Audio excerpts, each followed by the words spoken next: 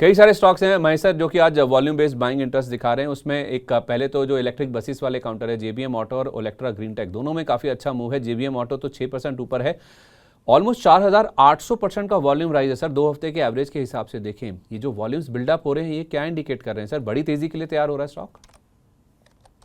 क्योंकि auto segment में काफी मोमेंटम है और जेबीएम और ओलेक्ट्रा दोनों में मोमेंटम बन रहा है। जेबीएम में अभी आज मेरे हिसाब से थोड़ा सा ट्रैक्शन जो है वो अच्छा खासा बना हुआ है। और वैल्यूएशन भी जब भी ये लोअर लेवल आता है मेरे हिसाब से 620 640 की रेंज में आता है, तो एक अपसाइड जो है 700 720 तक की जनरेट करता है।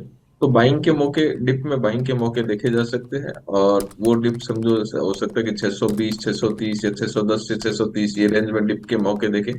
570 के below stop loss, upper side में 675 700 740 ये रेंज आपको जब भी अपसाइड आती है तब देखने को मिल सकती है। मीनवेल ओलेक्ट्रा ग्रीन टेक की बात करें तो एक रेंज बाउंड है। जब भी एक अपसाइड बनता है तो वहां पे एक प्रॉफिट बुकिंग का इवेंट जनरेट हो जाता है। तो मेरे हिसाब से इसके अंदर जब भी डिप मिलता है तब आप खरीदारी के मौके देखे। ये डिप हो सकता है कि 1275 1260, ये जब मौके आते हैं तब वहां से एक अपसाइड अपसाइड वापस पोटेंशियल 1360 1375। तो ये रेसिस्टेंस जोन है, जब तक ये रेसिस्टेंस जोन क्रॉस नहीं करेंगे क्लोजिंग बेसिस पे तब तक इसके अंदर एक फ्रेश मूव आएगा नहीं। जब भी ये रेसिस्टेंस जोन क्रॉस करेंगे तब हो सकता है कि 1500 तक की भी रेंज देखने को मिल जाए। चलिए, एक छोटा सा डिस्क्लोजर हमारी तरफ से भी, ओलेक्ट्रा ग्रीन टेक उसी समूह की कंपनी जिस माध्यम से आप ये चैनल देख रहे हैं मनी 9, यानी कि टीवी 9 डिजिटल, जिसके माध्यम से आप ये चैनल देख रहे हैं, तो उसी समूह की कंपनी है ओलेक्ट्रा ग्रीन टेक भी है। अच्छा, इसके साथ साथ महेश सर हम देख रहे हैं कि आईएफएल फाइनेंस में आज 7% के आसपास का आप मूव है। क्या ये गोल्ड प्राइजेस के मूवमेंट की वजह से तेजी आ रही है? ये मल्टीपल ट्रिगर है। हमने हमारे कंपनी के क्लाइंट्स को भी रिकमेंड लोअर लेवल पे किया था पिछले शायद 15-20 दिन पहले। इसमें एक 375 करोड़ की एक बड़ी ब्लॉक डील भी हुई थी। जी। तो मल्टीपल ट्रिगर है कंपनी के अंदर। वैसे वैल्यूएशन है गोल्ड के प्राइसेस तो ठीक है, छोटे मोटे अपसाइड हुए हैं उसके कारण से सब में स्पार्कल है, लेकिन इतना स्पार्कल इसमें क्योंकि इसके अंदर पोटेंशियल है। और अभी बड़ी जो स्मॉल कैप वर्ल्ड कप ने ये स्मॉल वर्ल्ड फंड ने इसमें स्टेक लिया था, तो हम्म। ये सबसे पॉजिटिव नजरिया है यहाँ पे। अभी भी लंबी अवधि के नजरिए से किसी के पास में रखना है तो होल्ड कर सकते हैं। स्टॉप लॉस 640 के बिलो अभी लगाना चाहिए टेक्निकली, अगर मीडियम टर्म व्यू है।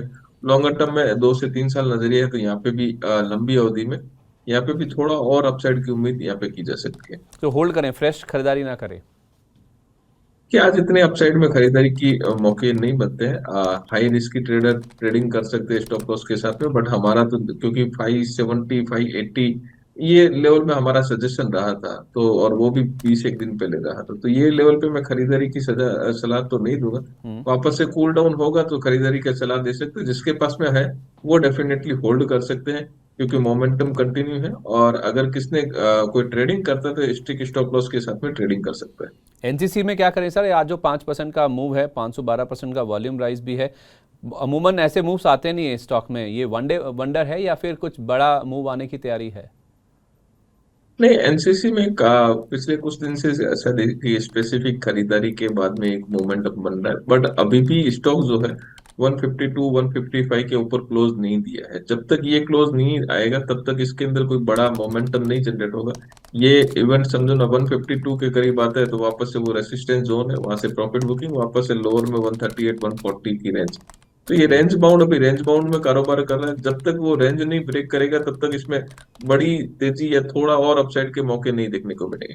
तो रेंज बाउंड है, कंडीशनल है, 152 के ऊपर क्लोजिंग आता है तो फिर इसके अंदर 165 से 180 ये रेंज देखने को मिल सकती है। अर्बन कंपनी में क्या करें सर? जैसे आईएफएल फाइनेंस में आपने कहा ना कि स्मॉल कैप वर्ल्ड फंड ने इसमें स्टेक लिया है, ऐसे अर्बन कंपनी में आई थिंक 2 बार हुआ है जब एसबीआई म्यूचुअल फंड ने खरीदारी की है ब्लॉक डील्स के जरिए।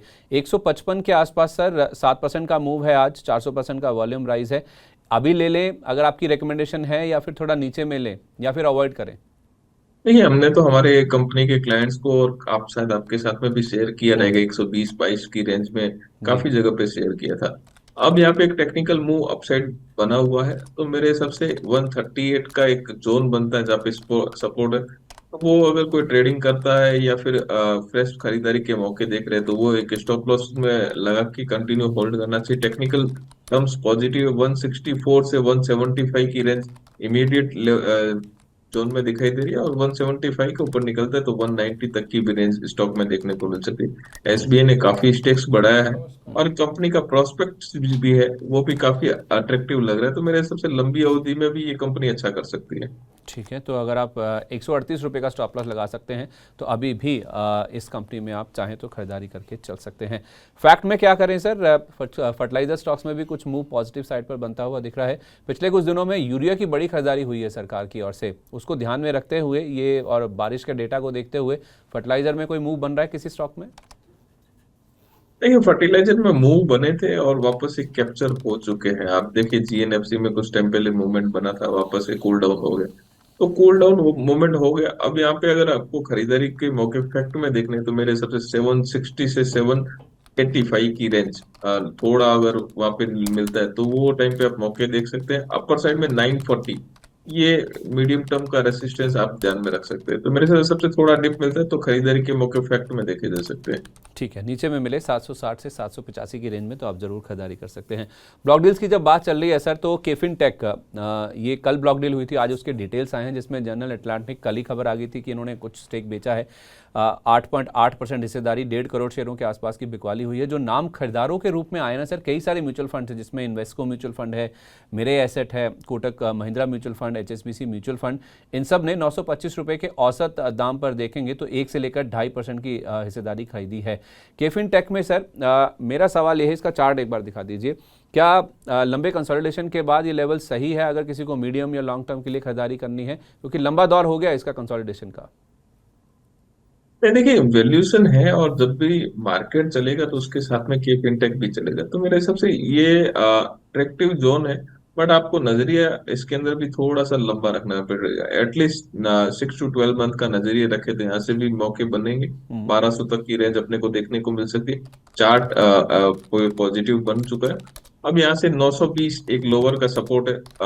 जब तक 920 के ऊपर काम करे तब तक इसमें कंटिन्यू अपसाइड की राह देख सकते हैं। मेरे सबसे अपसाइड में 1040 से 1075 ये लेवल शायद हो सकता है कि अगले एक महीने के अंदर भी देखने को मिल जाए। ठीक है, तो 6 से 12 महीने का नजरिए रखिए, 1200 तक भी स्टॉक जा सकता है। 920 के आसपास का अच्छा बेस है, वहां पर आप चाहें तो इसमें स्टॉप लॉस लगा के चल सकते हैं। इसके साथ साथ सर एक सात्विक ग्रीन एनर्जी, इसको देखिए, एक नया ऑर्डर इनको मिला है सोलर पीवी मॉड्यूल्स की सप्लाई के लिए, सब्सिडरी कंपनी को ये ऑर्डर मिला है। ग्रीन एनर्जी स्पेस में सर सात्विक ग्रीन एनर्जी या फिर कोई और नाम, चाहे वो एनटीपीसी ग्रीन हुआ, सुजलॉन हुआ, आइनॉक्स विंड हुआ, एसजेवीएन, एनएचपीसी, कोई नाम अच्छा लग रहा हो आपको?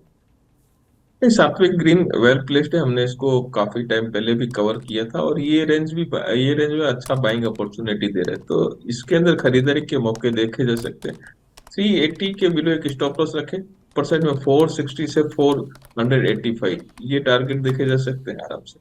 ठीक है, 415 के आसपास स्टॉक है, 460 और ये 485 तक जाता हुआ नजर आ सकता है। तो आपका स्टॉप लॉस का जो लेवल है वो 380 का है, ऊपर में 460, 485 तक चाहें तो आप इस स्टॉक में खरीदारी करके चल सकते हैं। सर रेलटेल में देखिए, और मुझे रेलवे स्टॉक्स पे व्यू दीजिए। कुछ रेलवे स्टॉक्स में कुछ मूवमेंट बनने लगा है। रेलटेल को पहले भी ऑर्डर मिला इस हफ्ते, अभी 164 करोड़ रुपए का नया ऑर्डर मिला है। MPLS VPN नेटवर्क स्थापित करने के लिए, स्टैब्लिश करने के लिए ऑर्डर मिला है वेस्टर्न कोल फील्ड से। रेलटेल और बाकी रेलवे स्टॉक्स पर सर कोई ऐसा नाम है जो कि रिकवरी के लिए या फिर बाउंस बैक के लिए पॉइज हो रहा है? नहीं, रियलटेल पे ध्यान पॉजिटिव है, क्योंकि कंपनी का वर्किंग ठीक है। मेरे हिसाब से रियलटेल के अंदर अगर कोई भी पोजीशन है तो अभी भी होल्ड की जा सकती है। 268 के स्टॉप लॉस के साथ में पोजीशन होल्ड करें। अपर साइड में 320 से 335 ये रेंज आपको देखने को मिल सकती है। थोड़ा सा टाइम जरूर देना पड़ेगा। Medium to longer term view यहाँ पे पॉजिटिव है। एक आखिरी सवाल सर, मणिपाल हेल्थ, इसके नंबर्स आए हैं लिस्टिंग होने के बाद। लिस्टिंग अच्छी रही थी, लिस्टिंग के बाद मुनाफा जो आया है सर 8% के आसपास घट कर आया। हालांकि रेवेन्यू बढ़ा है 38%, अबिड्डा में 25% का जम था, और मार्जिन पे प्रेशर देखने को मिला है, श्रिंक हुआ है इनके मार्जिन, अगर आप ईयर ऑन ईयर बेसिस पर देखें। अब क्या व्यू होना चाहिए सर लिस्टिंग के बाद मणिपाल हेल्थ में, ये पहले क्वार्टरली रिजल्ट के बाद? देखिए, हॉस्पिटल स्पेस के जो भाव है, मेरे हिसाब से काफी बढ़े हुए भाव है अब, और गवर्नमेंट का कैप भी आया है। तो इसको 1-2 क्वार्टर और देंगे, ज्यादा बेटर रहेगा। वेट एंड वॉच करेंगे, क्योंकि इतने हाई पी के ऊपर ट्रेड कर रहा है, हालांकि एक्सपांशन भी है। तो यहाँ पे मार्जिन श्रिंक होने के पूरे पूरे चांसेस अब हेंस फोर्थ भी दिखाई दे रहे हैं। तो मेरे हिसाब से 1-2 क्वार्टर और वेट करेंगे, क्या आउटकम आता है उसके बाद में कोई डिसीजन ले, ज्यादा बेटर है। अब जिसको आईपीओ लगा है उसके पास में अपसाइड है तो वो होल्ड कर सकते हैं। फ्रेश खरीदारी के लिए 1-2 क्वार्टर और वेट करना चाहिए, जिससे कि क्या पूरी पिक्चर क्लियर हो जाएगी, तो ज्यादा ध्यान से इसको देखा जा सकता है। 590 वाला सर 715 पर खड़ा है, पैसा बन रहा है, अभी होल्ड करें या बुक कर लें? नहीं, वो मेरे हिसाब से फिलहाल जिस हिसाब से कमेंट्स और रिजल्ट आए हैं, तो रिजल्ट के हिसाब से इतना कोई अट्रैक्टिवनेस रिजल्ट के अंदर है नहीं, और मार्जिन श्रिंक भी हो रहे हैं। और एक्सपांशन जब जब होता है तो वहां पे थोड़े से मार्जिन श्रिंक के भी है। आपका गवर्नमेंट का एक कैप भी आया है पर बेड का, जो भी हॉस्पिटल के लिए नेगेटिव, और ये अपने आप में एक हाई पी पे काम कर रहा है। तो अगर किसको प्रॉफिट बुकिंग करना है तो एटलीस्ट पार्सल प्रॉफिट बुकिंग तो करना चाहिए। ठीक है, ओके। बहुत शुक्रिया आपका महेश सर। वैसे सवाल तो और भी बहुत सारे, लेकिन समय की कमी है, काफ़ी सारे स्टॉक्स डिस्कस हुए हैं। जाने से पहले कोई डिस्क्लेमर सर? नहीं, जो भी अपन ने स्टॉक डिस्कस किए मेरे कोई पर्सनल पोर्टफोलियो नहीं है, लेकिन कंपनी के क्लाइंट के पास में रह सकते हैं। चलिए, बहुत शुक्रिया आपका sir, thank you so much and wish you a very good day at. नहीं।